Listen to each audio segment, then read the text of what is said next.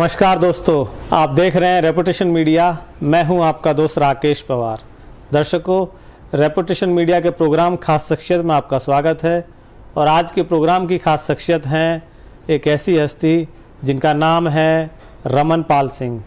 दर्शकों, Raman Pal Singh deputy SP रहे हैं और अभी वर्तमान में वो रिटायर्ड हैं। एज ए सब इंस्पेक्टर 1980 में उनकी जर्नी स्टार्ट हुई थी और 2018 में वो डिप्टी एसपी के पद से रिटायर हुए थे नोएडा से। तो दर्शकों, आज हम उनसे बात करेंगे, जानेंगे उनके बारे में कि उनकी 38 साल की जो जर्नी है वो कैसी रही। रमन पाल सिंह जो डिप्टी एसपी हैं, उनको राष्ट्रपति पदक और पुलिस मेडल, दोनों मेडल से आपको नवाजा गया है और आप बड़े ऑनेस्ट ऑफिसर रहे हैं।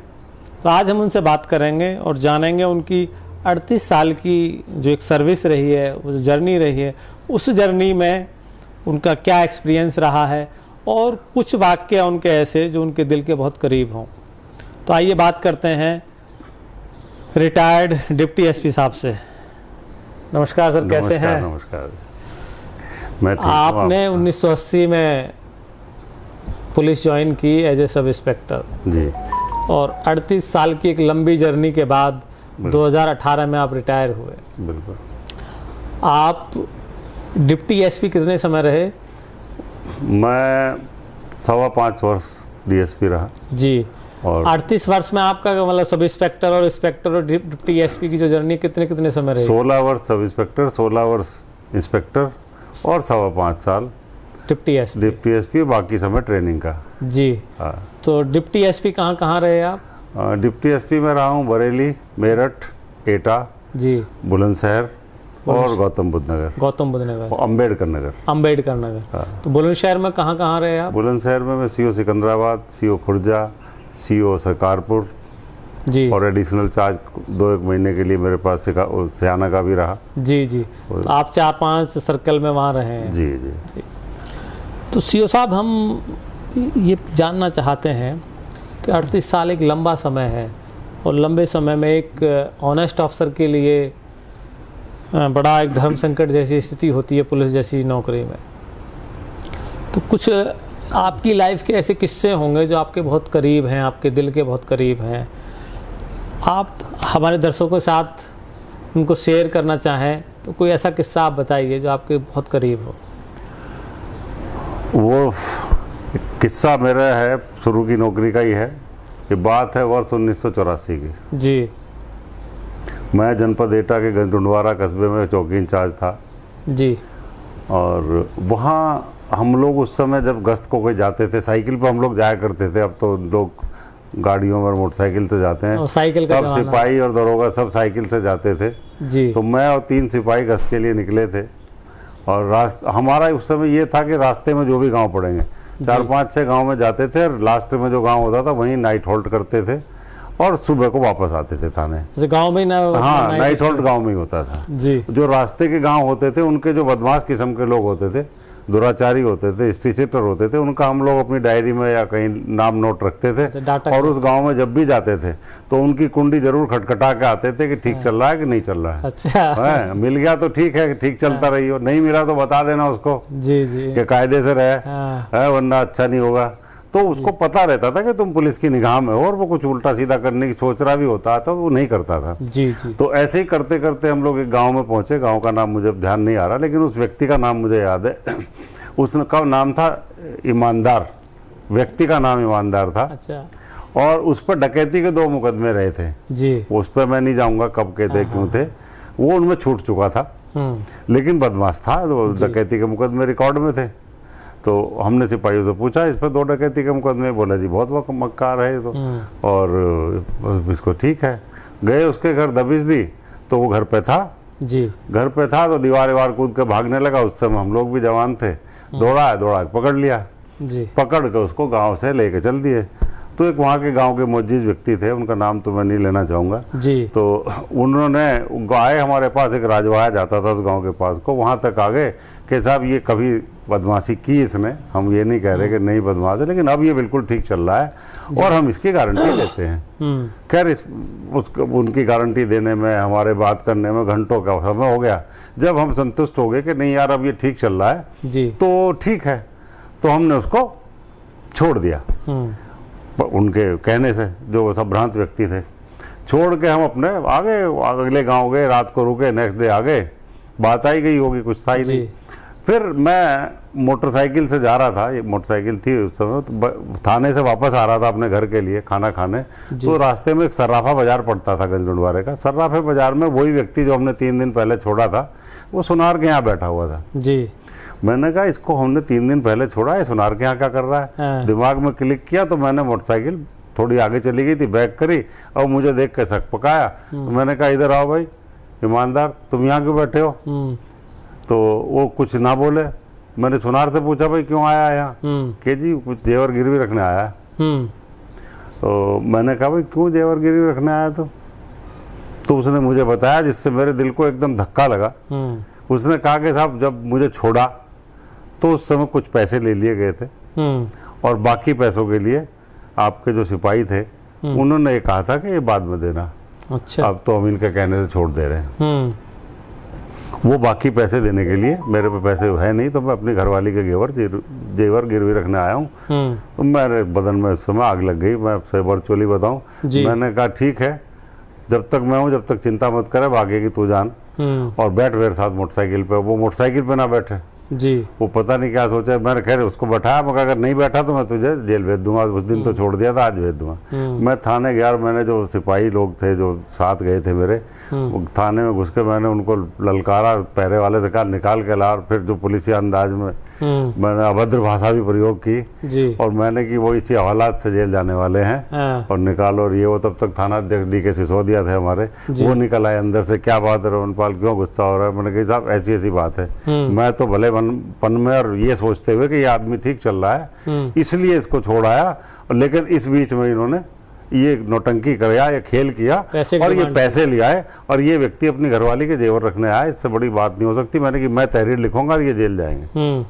खैर किसी तरह थाना अध्यक्ष ने, हम नए थे, ज़्यादा वो नहीं कर पाते थे रजिस्टर, हमें समझा हम जाके तुरंत जो पैसे उन्होंने ले रखे थे वो तुरंत के तुरंत वापस कराए गए। और उनको ये तो हो ही गया कि जब इनके साथ जाएंगे तो खाली हाथ ही लौटना है, ये तो तय हो गया। वो पैसे वापस हो गए, बात फिर आई गई हो गई। जेल नहीं उनको भेजा गया, जी, पैसे वैसे वापस करा दिए, उसको भेजा। ये अश्योर कर दिया गया कि भाई आप जो हैं निश्चिंत रहिए जब तक हम हैं यहाँ।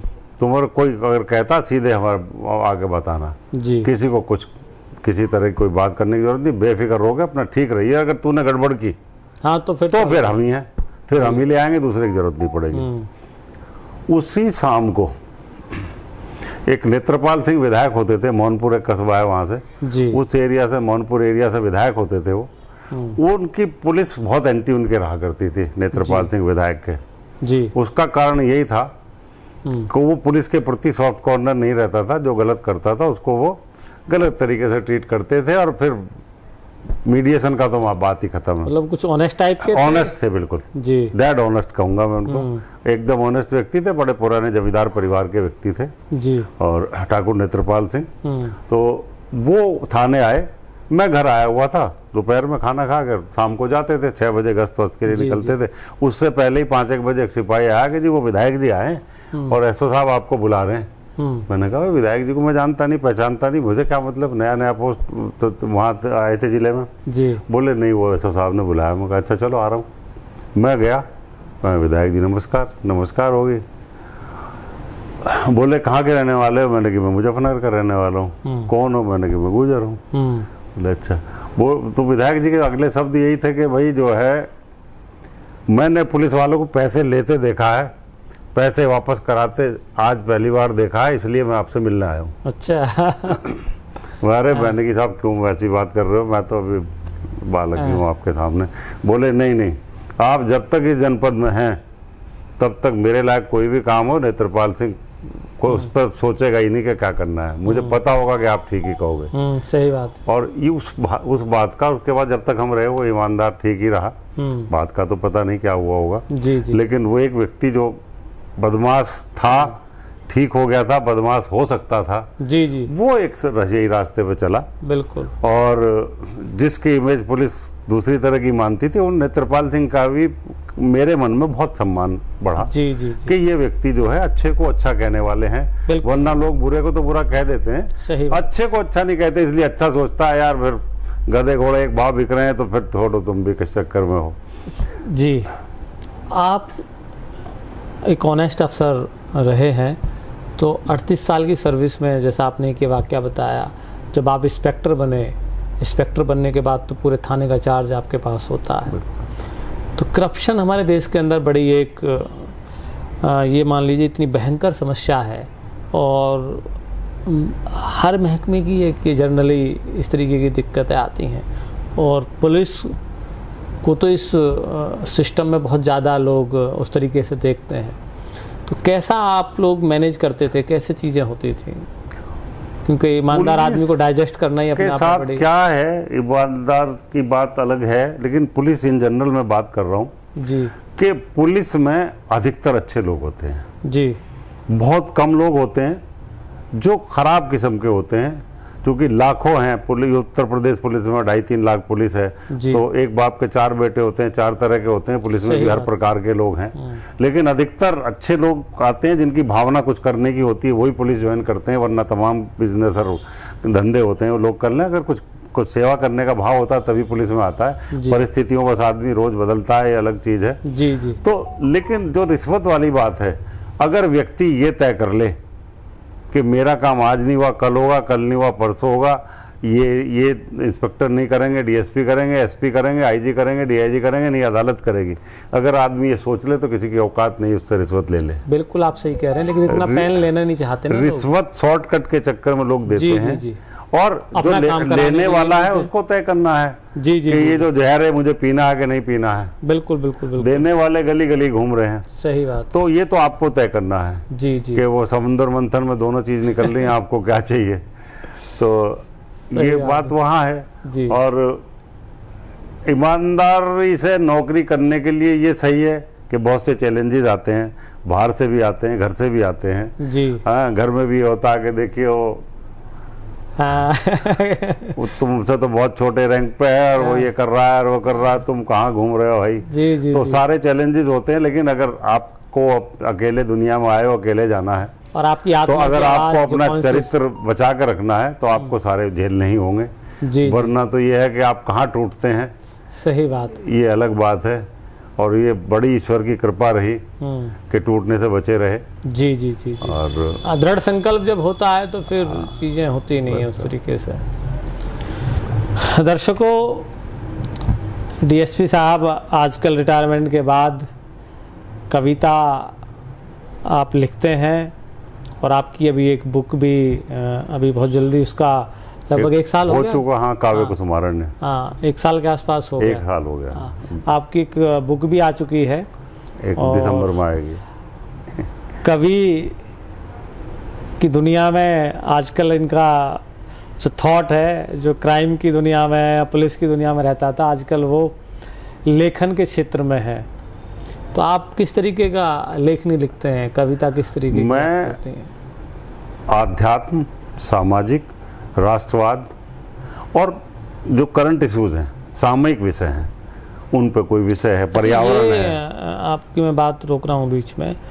कवि या कोई भी जो भी कला से जुड़ा हुआ आदमी है, वो एक दिन में तो पैदा होती नहीं। रिटायरमेंट के बाद ऐसा तो है नहीं कि आप रिटायरमेंट के बाद कविताएं करने लगे हो। ये तो कवि कहीं ना कहीं आपके अंदर पहले ही कहीं जन्म ले चुका होगा। तो इसका कोई वाक्य आप बताना चाहें? मैं 79 में सब लेफ्टिनेंट नेवी में सेलेक्ट हुआ, एनसीसी कोटे से। एनसीसी सी सर्टिफिकेट मैंने किया हुआ था। आपकी क्वालिफिकेशन क्या रही है वैसे? मैं एमएससी किया था, एमएससी फाइनल में मेरा सिलेक्शन हुआ था। ओके। तो मैं जो है वहाँ सेलेक्ट हो गया था, लेकिन एक ऐसी बीमारी के लिए रिजेक्ट हुआ जो मुझे आज तक नहीं है जी। वो एक अलग इशू है। मगर उस रिजेक्शन ने मेरा ऐसा दिल तोड़ा कि मैं दाढ़ी वाड़ी बढ़ा ली और कॉलेज आना जाना बंद कर दिया और वहीं से ये लेखनी मेरे हाथ में आई और मैंने लिखना पढ़ना शुरुआत शेर व शायरी से की। जी। 2-2 लाइन के शेर लिखते थे, फिर 4 लाइन के लिखने शुरू करे, फिर थोड़ा और बढ़े, तो वहाँ से लेखनी शुरुआत हुई 79 से। जी। मैं अपने कॉलेज की मैगजीन थी हमारी वीणा पानी, कॉलेज मैगजीन का स्टूडेंट एडिटर भी रहा हूँ। ओके। तो लिखने पढ़ने का वहीं से शौक था। बीच में पुलिस सर्विस में आ गए, समय की बाध्यता रही जी जी तो नहीं लिख पाए। ट्रेनिंग सेंटर्स में जब पोस्टिंग हुई फिर कलम को थोड़ा धार देने की कोशिश करी। जी। ट्रेनिंग सेंटर में थोड़ा बहुत लिखा और अब रिटायरमेंट के बाद जो है जब समय मिला है तो अब पूर्ण रूपेण माँ सरस्वती कृपा है और उसके अनुसार। कोई आपके मनपसंद कुछ शायरी या कुछ ऐसा कुछ सुनाना चाहेंगे आप हमारे दर्शकों को? आज का जो माहौल है, जाति और धर्म के नाम पर हम लोग एक कड़वाहट के जैसा माहौल देख रहे हैं। जी। वैसे तो बहुत बड़ी वो पूरी कविता है, लेकिन जी, मैं जी, उसका वो अंश जो रिलेटेड है इस कट्टरवाद और सांप्रदायिकता से, वो 2 लाइनें बताना चाहूँगा। जब बच्चा पैदा होता है तो उसको पता नहीं होता वो हिंदू मुसलमान है, जाट है, गुजर है, राजपूत है, कौन है, जी, जी। नहीं पता होता। वो यहाँ आता है, जिस परिवेश में रहता है उसी परिवेश में रहना शुरू कर जी। देता है और फिर वो उसके संबंधित सब चीज़ों पर अपना आधिपत्य जमाने लगता है। उसी को दिमाग में रख के वो ये 2 लाइनें मैंने लिखी थी कि क्या तुम्हें पता था कौन हो तुम, क्या तुम्हें पता था कौन हो तुम इस दुनिया में जब आए थे, और मंदिर मेरा मस्जिद तेरी ये वसीयत कहाँ से लाए थे। किसने रजिस्ट्री कर दी आपके नाम? वो रजिस्ट्री हमें भी दिखा दो, सही है। हम भी उसके अकॉर्डिंग काम करें। मंदिर भी मेरा है, मस्जिद भी मेरी है, सब भगवान के घर हैं, सब उसके लिए हैं, सबको भगवान के बंदे हैं। सब एक तरह से रास्ते अलग हो सकते हैं उसको जी, भगवान तक जाने के, लेकिन जाना तो वही है। मंजिल तो सबको एक ही है। मंजिल एक ही है। जब मंजिल एक ही है तो अलग रास्ते से क्या फर्क पड़ता है? अगर आपका शॉर्टकट है, आप जल्दी पहुंच जाओ, वो देर में पहुंच जाएगा, इससे क्या फर्क पड़ता है? बिल्कुल बिल्कुल सही। तो बस ये इसी तरह से लिखते रहते हैं। जो कुछ कोरोना पे मैंने 10-11 कविताएं कोरोना टाइम में लिख डाली। अच्छा। और एक कविता ये हुआ कि भाई डिमोरलाइज तो बहुत लोग कर रहे हैं और माहौल भी उसी तरह का है, तो मैंने जो कविताएं लिखी वो लोगों को मोटिवेट करने के हिसाब से लिखी। जी जी जी जी। उसमें कहीं ऐसा नहीं लगेगा कि कोरोना कोई बड़ा भारी बवाल है। जी। उसमें यही संदेश देने की कोशिश करी कि भाई जैसे आया है वैसे ही जाएगा। पहले भी आती रही हैं बीमारियाँ, पहले भी गई हैं, अब भी जाएगी। भरोसा रखिए, जो नियम कानून बताए गए हैं, दूरी रखिए, ये करिए, हाथ धोइए, वो सब करते रहिए, बचे रहोगे। तो जी जी। बुलंदशहर आप 4-5 सर्कल में रहे, तो वहाँ की कोई ऐसी घटना है आपके जिसको आप बताना चाहते हो? कोई ऐसी?